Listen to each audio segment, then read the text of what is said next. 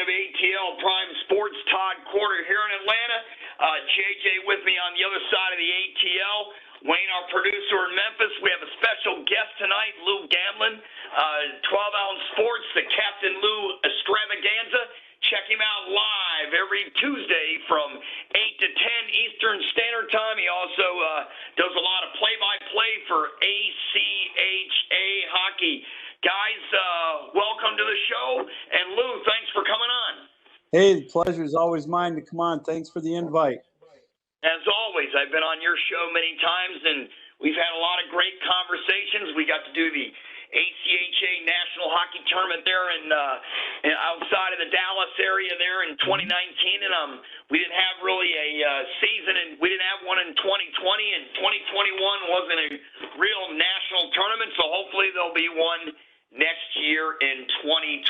All right, everybody, you can reach us all at ATL Prime Sports on Twitter, JJ at JJ Get You One, Wayne at RWY Jr., myself at Corder Todd, and your Twitter address is, Lou? At Real Captain Lou. All right, that's great. So we're all set, guys. Let's go into the show.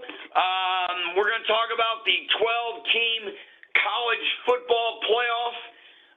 It's set to come in 2 years once it gets through a final vote through the presidents and et cetera.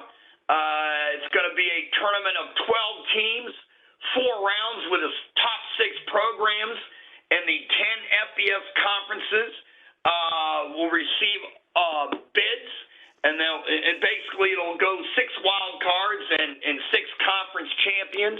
A conference champion is not guaranteed to be in this playoff, so it'll move from 4 to 12. And guys, here is the reason why. Show me the money, because guess what? The playoff is going to be worth $1.9 billion with a B a year. And you guys can all thank the pandemic for this reason why. No pandemic, no playoff, because they're looking for ways to make up revenue. And this is the quickest to do it. It won't do it in a year. It'll take a couple seasons. There'll still be some bowls, it looks like. But, you know, the Pac-12 will go from making $9 million from the college football playoff to $27 million, Lou. And then we'll go to JJ and Wayne. It's always about the money. They're going to tell you it's about inclusion, but 99% of it's about the money. Oh, 100% agree. You can't tell me that it's anything else. They said that it wouldn't work when it was just 2 teams. That they wanted to all the other conferences wanted a cut of the action. And personally, I'm all for it. You know, I'm a college football junkie. You know, I watch the bowl games no matter what, even if it's background noise. But one of the things that I think you're going to see, Todd, is when it gets to 12 teams and you start this playoff, some of these minor bowls are going to go. They're going to go away. They're going to have to. And the next step, I think, for these players is, you know, you may not want to see it, but I think you're going to start seeing them get paid, because some of these teams are going to be playing 15, 16 games, and it's just like an NFL season, and they're going to be risking injury. And like I said, I'm all for it. I can't wait for it. It's going to be some fresh faces in there, and but you're right. It's all about the money. JJ, you know what? Lou and I say it's all about the money. I know you do too. But guess what? This could be approved as soon as June 22nd. This could be approved, and you know what? I know you're for it too. And you know what's going to be interesting is how many SEC teams do you think will get in every year? Well, I think you can easily see 4 SEC teams on a good year. Now, not every year you're going to see 4, but I'm saying on a good year you could possibly see up to 4 SEC teams. I guarantee you almost every year your 2 SEC championship opponents are top 12. I think we can all agree on that. Not saying every year. There has been some outliers. Missouri and Florida won a couple East titles when everybody was down with 2 or 3 losses. But other than that, you know, I think both of those teams will make it.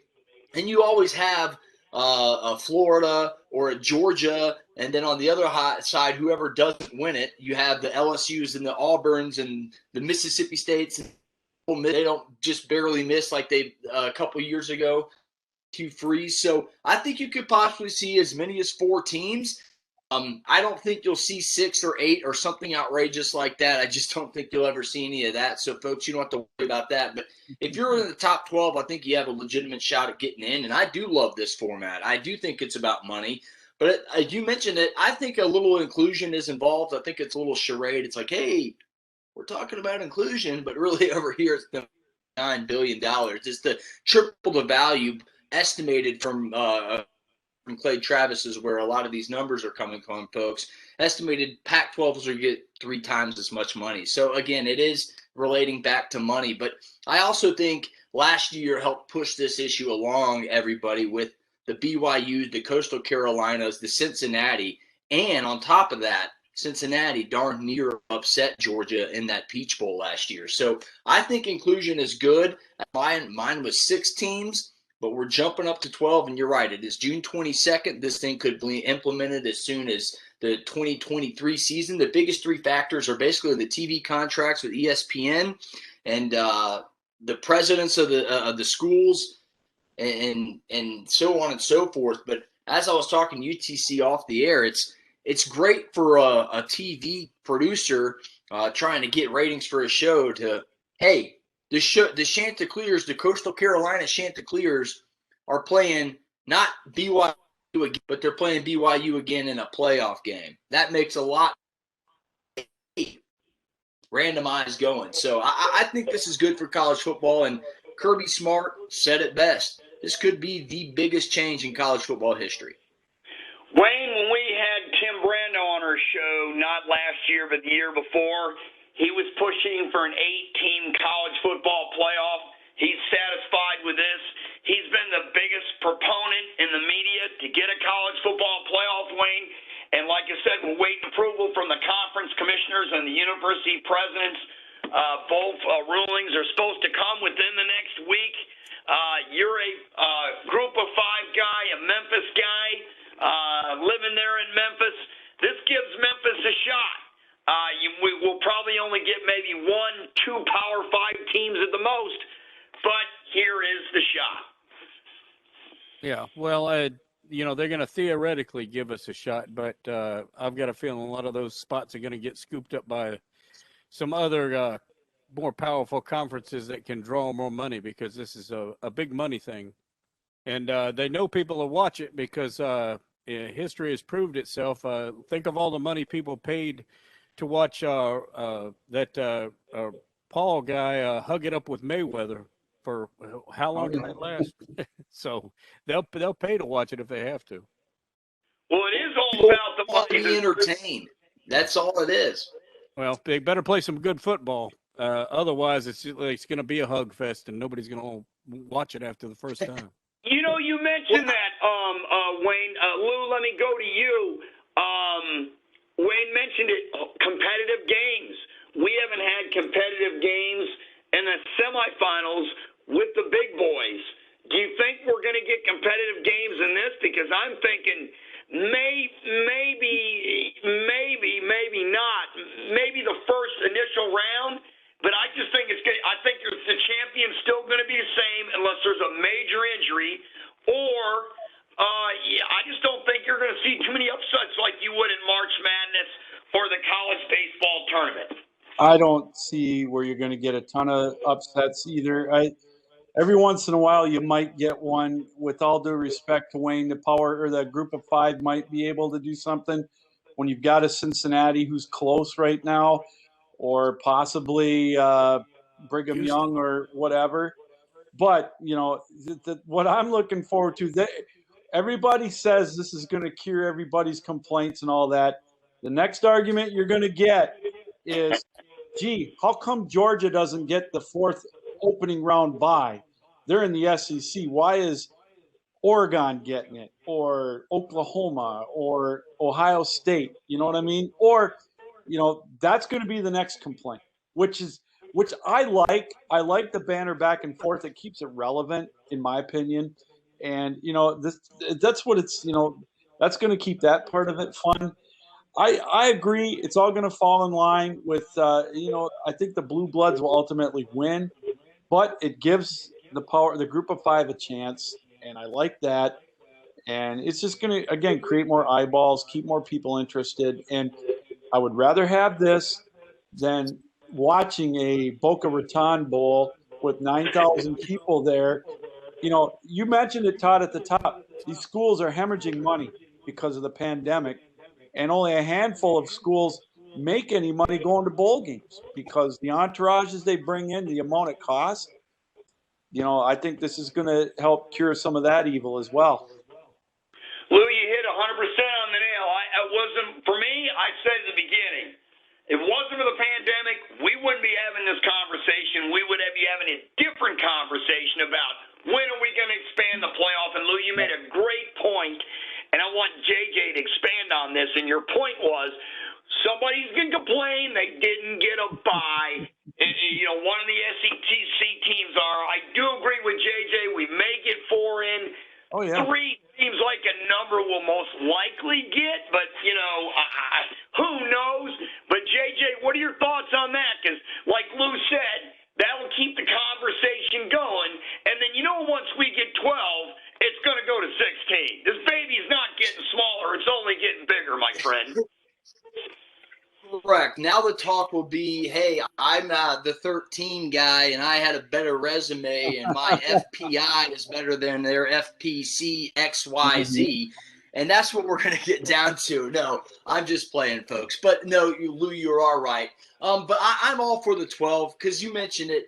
The first-round games, minus the ones I can think of off my head, the Georgia, Oklahoma, one of the Clemson, Ohio States, the Alabama-Ohio State opening round game, I believe, was pretty good. Yeah. And other than that, I don't think there's been many close games. So I don't see that being much different. Here's the deal. I think this will include more parity in college football.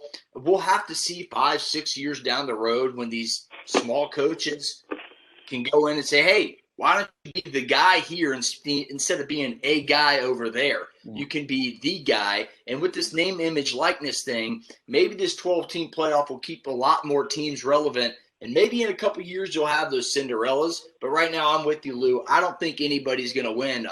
3 or 4 games you're going to have to win as a group of 5 school to get to the top. So to me, it's going to draw more eyes in every which way possible. It's going to be good for the sport because the small guys actually have a chance. Our good friend Dave Cohen's mentioned it. It's just, to me, if Georgia Southern and App State and all these schools right around the Sun Belt and the SEC area, their FBA have all the same similar funding, but yet they don't have a chance to win it. So this is their shot.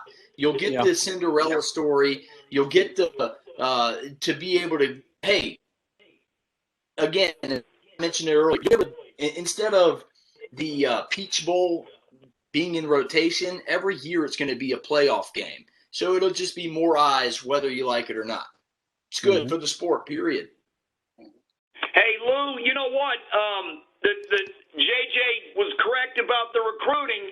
Now you might see kids that would ordinarily go to Alabama, Ohio State, Clemson, or Oklahoma. Somebody may out west stay at USC, and it might just make a little bit more parity in college football. But one other thing we haven't mentioned is the schedule. You better play some big boys in the non-conference because they talked about it, Lou, in terms of playing the big boys. Your schedule better be there because if it's not, you could be out. Well, here's the other thing, too, that JJ touched on briefly that I wanted to bring up, the name and likeness. Now, this is another thing down the road that could be a roadblock for some of these little schools. You got a team like Alabama, Georgia, Michigan, Ohio State, the schools with deep pockets, big alumni, Notre Dame. I always say there's a car dealer about 5 miles down the road who on a Saturday is going to give somebody $100,000 to come and sit in their parking lot and for his name and likeness. That's going to be the next thing that the college football is going to have to overcome. this is a great opportunity for the little guy to get a shot at the tournament. But, the schedule, I agree with you, Todd, but I'm really, really interested starting in July 1st with some of these states that are allowing name and likeness. The NCAA is going to really push the federal government to come up with some kind of rule because, well, I'll tell you, that playing field is going to be awful. It's not going to be even. It's going to be even worse. Well, you know what? You mentioned it. You mentioned federal government, Lou. Guess what? The federal government, if you're a representative of a certain state, you're definitely going to push for that kid to play in that college in that state. So it's revenue for that school, which is also revenue for the government. And if he could go down to Joe's car lot on whatever boulevard and make $100,000 and stay in that state, I think recruiting is just begun. Wait until you see Arch Manning recruited here in 2 years. You want to talk about a player that will be recruited more than ever than any other player in the history of college football, which is the grandson of Archie Manning, and which is the nephew of Peyton and Eli Manning, and it's Cooper Manning's son. And I tell you what, he's going to go to a school in the SEC. Who knows which one? He was at the Clemson passing camp. He'll have 2 more years. But, guys, let's change it. We got about 12 minutes, maybe 11 minutes left in the show.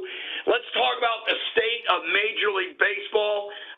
Brian Price, the former manager of the Cincinnati Reds, or as our great former manager Sparky Anderson used to say, Lou, the Cincinnati Reds. And also, he was the Philadelphia Phillies pitching coach under Phillies manager Joe Girardi last year. He stepped away from the game. There's an article in the USA Today, too old to fight. That fight, Brian Price happily stepped away from modern Major League Baseball because he's done with the direction of the game. He's done from it from a pitching standpoint and a hitting standpoint. And he's through, and you know what he said made a lot of sense. The games are hard to watch. It's a strike, a home run, or a walk. There's no bunt. There's no sacrifice. There's no hit and run. It's a station-to-station game. And then from a pitching standpoint, he said relievers are pitching 70 to 80 games a year, and they're going to burn out their arms in 4 years. Starters are only going 4 or 5 innings and on an average. And he said also they're not teaching pitchers how to pitch. They're just throwing 100 miles an hour. They're all looking for the 95-plus in the radar gun. And one last thing, he said you've got to have multiple pitches in your arsenal to stay in the game today. Lou, go first on that. Your thoughts on all of this, and I don't blame Brian Price for leaving. I give him kudos for leaving. It takes a lot to leave a game like that. I agree with them. I think that baseball, it's turning into watching slow pitch softball. I love the game. The pitching ruled in the late 60s until they, the dead ball era, then lowered the mound and all of that. It starts with the way the rules are interpreted. The pitching zone is, belt to the ankles now. I don't care what anybody says. It's supposed to be armpits to the knees. But the fundamentals, you're right. They don't teach these guys how to hit to the opposite field. There's no bunting. There's no hit and run, very little. And if I hear one more person tell me that they need to ban the shift, I'm going to pull whatever I got left out, man. They don't teach it in the minors anymore, and it's a shame. You're right, and the other thing is they don't care if you go get Tommy John surgery. They'd rather have you get it when you're 22 years old so you can come back and pitch. And it's crazy, and I don't know. I worry about the game. The chicks dig long ball, and that's what they're banking on, man.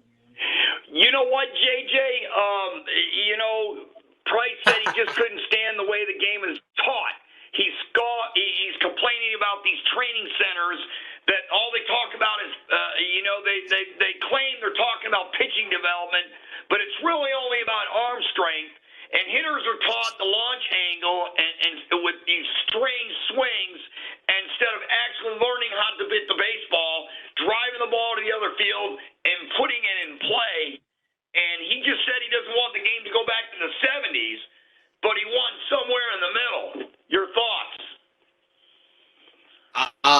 Bring back baseball, real baseball.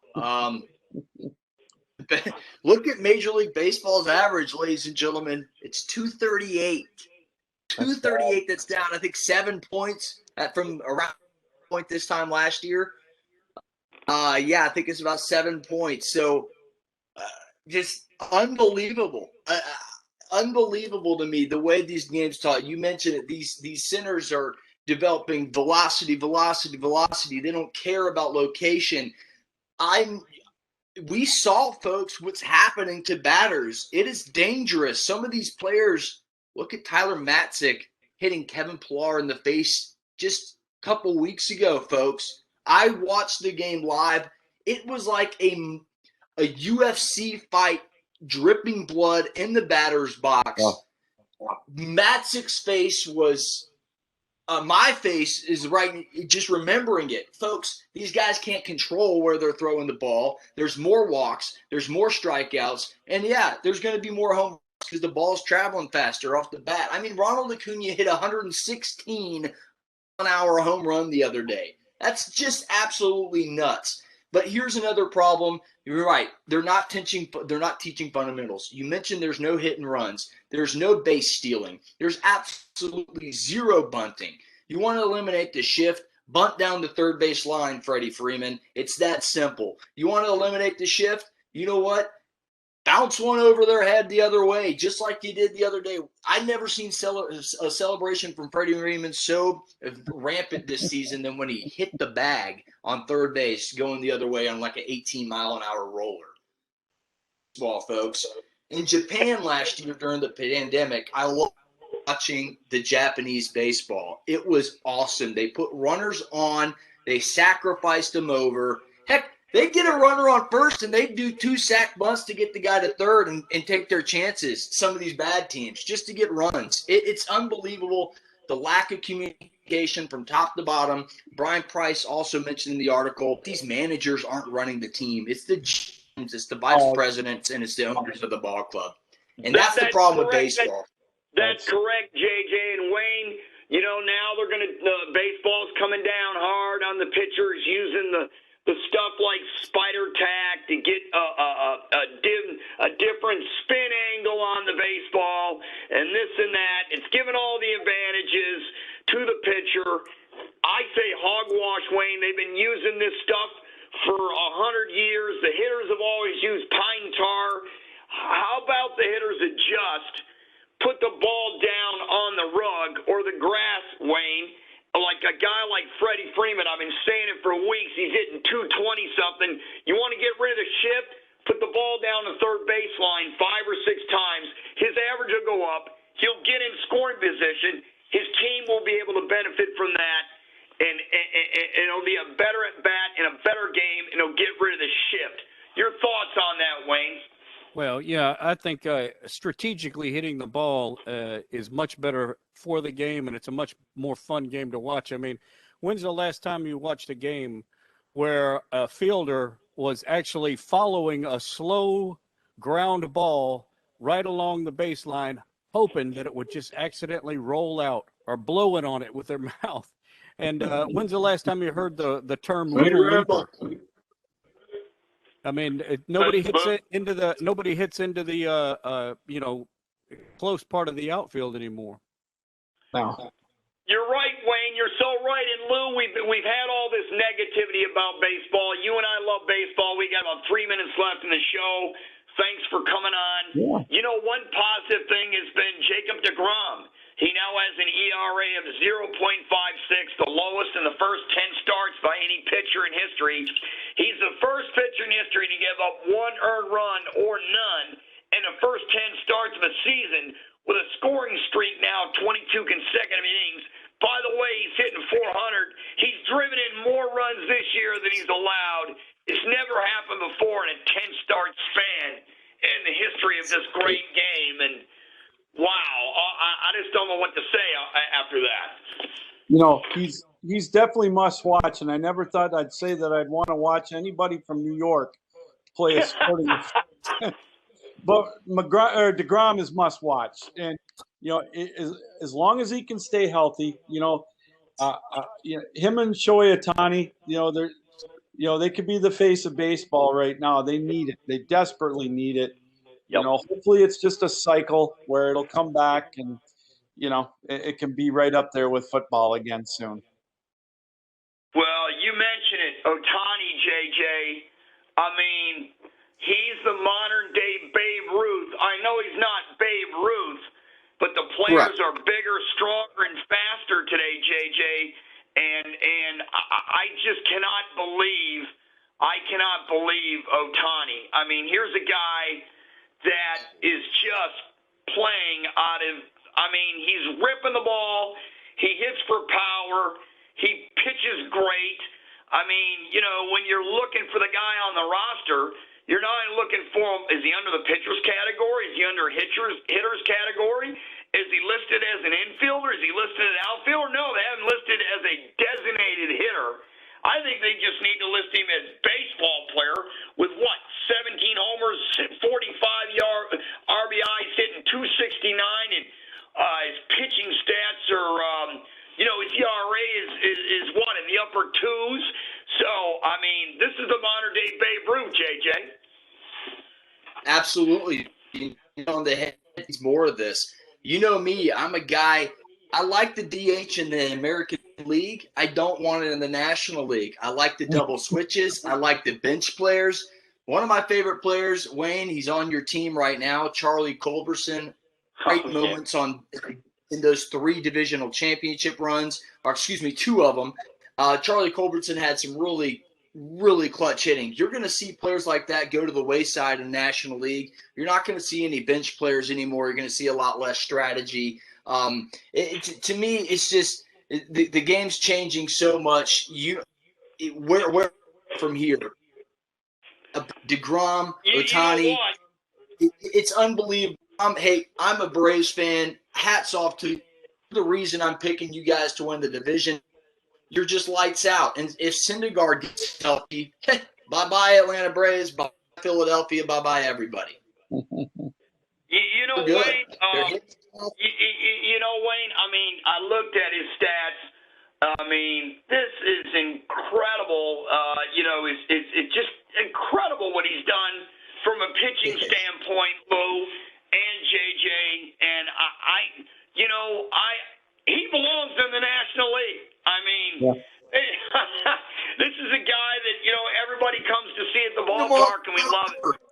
Guys, we're out of time. That's the end of the show. Lou, thanks so much for coming on. Tell us real quick in 30 seconds what you got coming on for tomorrow's show up there in Southeast Michigan.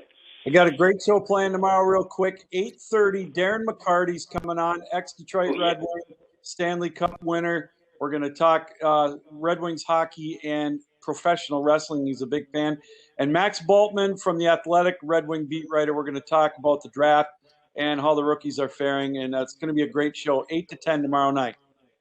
That's right. Check it out on the Captain Louis Extravaganza. And check us out here live at 1 p.m. Eastern Standard Time on Blog Talk Radio. You can call the show 1-347-205-9631, blogtalkradio.com. JJ will join us. I'll be there. Wayne will be there. And Mark Mancini will join us from Los Angeles. Till then, have a great week, everybody.